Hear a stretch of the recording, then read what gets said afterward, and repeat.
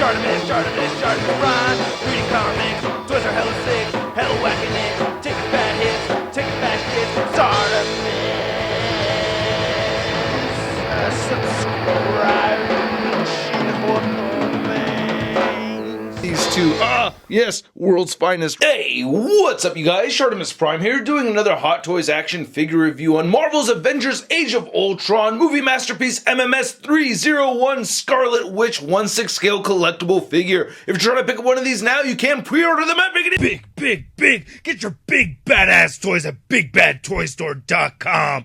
Click the link in the description below. Well, I'm very excited for this one. I like me some Elizabeth Olsen, so this looks pretty cool, you know, we'll see. Anyway, the packaging looks nice with the pick right over there. We get a nice foil of Avengers Age of Ultron. On the side in foil it says Scarlet Witch. On the back you get an A. On this side you get an M. House of M? I don't know. Anyway, on this top part you get Scarlet Witch written over there. On the bottom it says Avengers Age of Ultron. Just remove the slip cover to reveal the figure in the box. And then on the side you get Scarlet Witch. On the back you can see all the people responsible for creating this figure. And then we get House of M again over there. Alright, let's get to it and crack this thing open. And here's the Scarlet Witch out of the packaging. And man, I really like this figure a lot. It's not a doll.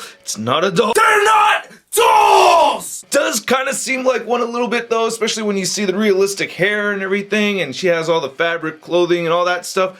But really, the articulation, it reminds me of the Hot Toys Groot, and it has a definite action figure feel to this, especially with these effects right over here. She has great interchangeable hands. It's just really fun to pose, and I think the head sculpt is dead on Elizabeth Olsen too. However, there are things that irritate me about the figure. First off, no ankle pivot. What the hell, Hot Toys? You guys are supposed to be like the best, right? And you can't give them ankle pivot. Learn to give it ankle pivot, please, alright? And then there's some other things here and there that I'll mention as well. But first, let's take a look at the accessories, and then we'll take a closer look at the Scarlet Witch. Now, typically I say to read the directions before you start playing with the figure, but it doesn't really offer much. So I'd remove the head and then apply the jewelry, and then it lets you know that's what a right hand looks like, that's what a left hand looks like. Yay, thank you so much. And then it tells you that some coloring from the fabric may wear onto the figure itself, and then you can just attach these effects any way you want. So anyway, we get these 5 interchangeable right hands, and then we get 3 interchangeable left hands. We get the Heart of Ultron. We get these cool effects right over here, which I love. Then we get this standard issue Age of Ultron base, which isn't really too spectacular. You get the plaque with Scarlet Witch engraved in there, nice chrome or metal, I guess, anyway. And then you get this nice clamp over here. As opposed to the adjustable cradle, this goes around her waist, and you can get her hovering in the air.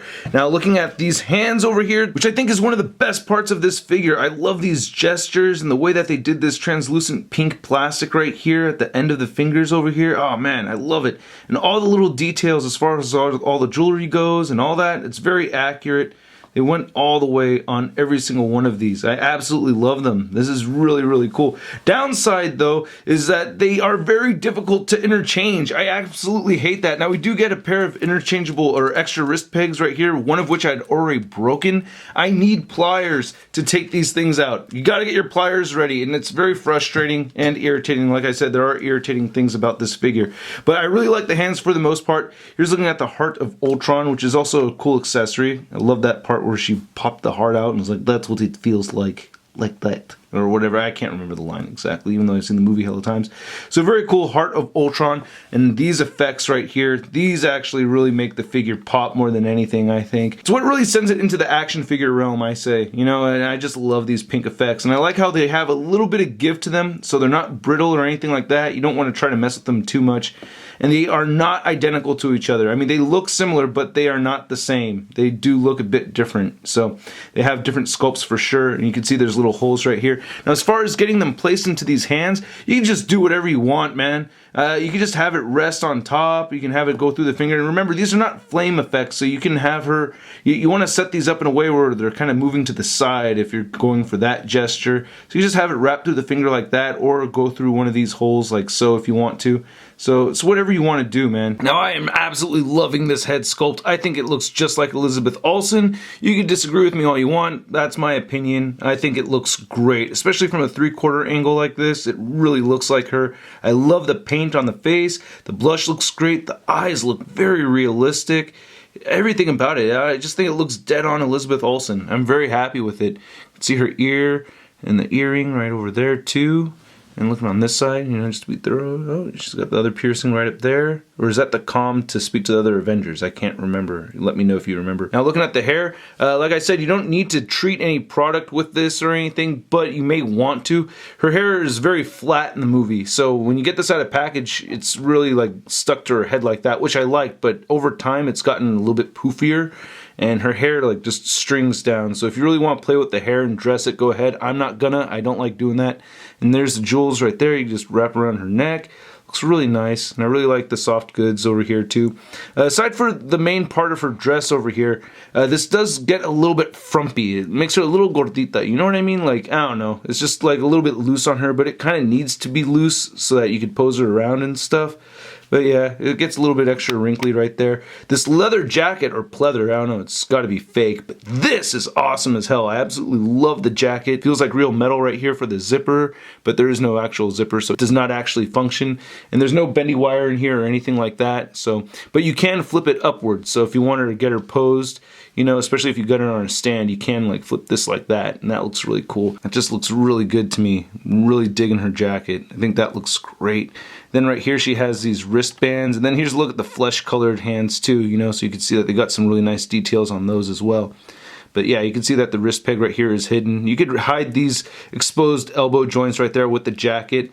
That's one thing that I think a lot of 1/6 scale collectors won't like about this figure, is that you will see exposed joint pieces. Now the armpit right here looks pretty good on this side. On this side, from posing it around a lot, you can see it's starting to stretch and tear just a little bit, so you do want to be mindful of that. Now looking underneath the dress, you can see that she has this little lacy piece right underneath right there. One thing that's kind of funny though is that she doesn't have any chonies. If you want to be a patron, go ahead and check that out. Patrons that are 18 years or older, you will get a video. But yeah, looking at the legs right over here though, you can see the plastic seams and you can see the knee joints, but she does have these leggings right here, which are very nice, and you could roll those up and cover those joints. You're not always going to be able to get them covered, and these little lines right here are a little bit irritating, I know, but still, for the most part, I really like the posability of it. Then looking at her boots, these look great. I love the weathered effect right over there. You get some nice laces on those, and she has some really nice treads at the bottom of her feet. Now, for the most part, I really do like the articulation on this figure. You can get her head moving very far upwards, well, without popping it off. Just get it moving very far up like that. Let's see here.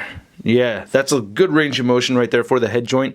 With the neck and head, you can move her head all the way down. You can get side-to-side movement over here, and of course you get some neck pivot, a little bit of gappage, but you can cover that with the hair. With the jacket on, there goes the head again, yeah.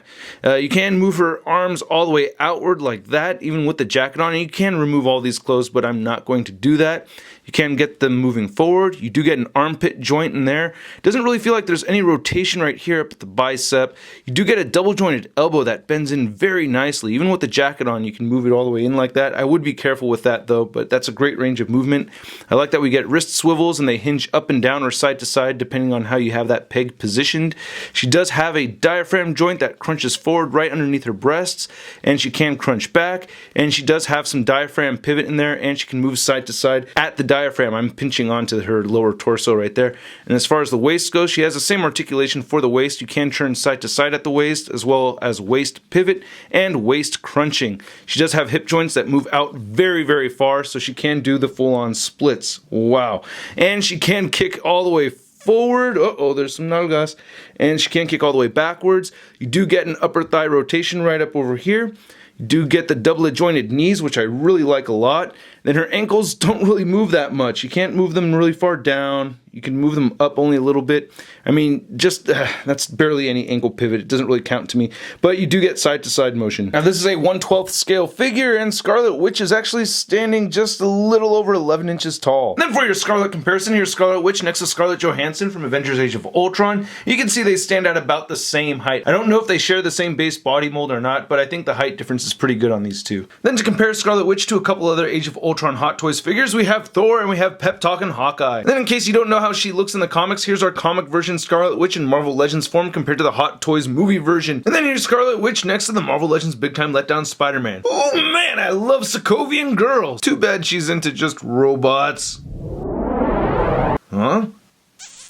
Well, beep doot doot beep doo. Then here's the Scarlet Witch on one of the Hot Toys dynamic posing stands, and I really like seeing the figure up over here. This is just a really cool piece. I love that it's very articulated. I really like these effects. I do have my complaints. As I mentioned, the lack of ankle pivot and interchanging the hands is not fun at all, but for the most part, I really like this piece, and I like this look for Scarlet Witch too. I can't wait to see what Hot Toys does for the next version of this character. We'll wait and see. Anyway, I hope you guys enjoyed my video. If you did, please hit the like button. Click any of these boxes over here if you want more Shart and Tukara. If you want to support this YouTube channel and you want some bonus content and you're of the age of 18 years or older, please check out the Patreon account. Your help is very much appreciated. If you want to see channel updates, go ahead and follow me on Facebook, Twitter, and Instagram. And do not forget to go to MarvelousNews.com for the latest in Marvel-related news. I'll catch you guys later. Peace! Posing action figures, imposing action figures, imposing action figures every day. I'm posing action figures, I'm posing action figures, I'm posing action figures. That's crispy. I really, you know what?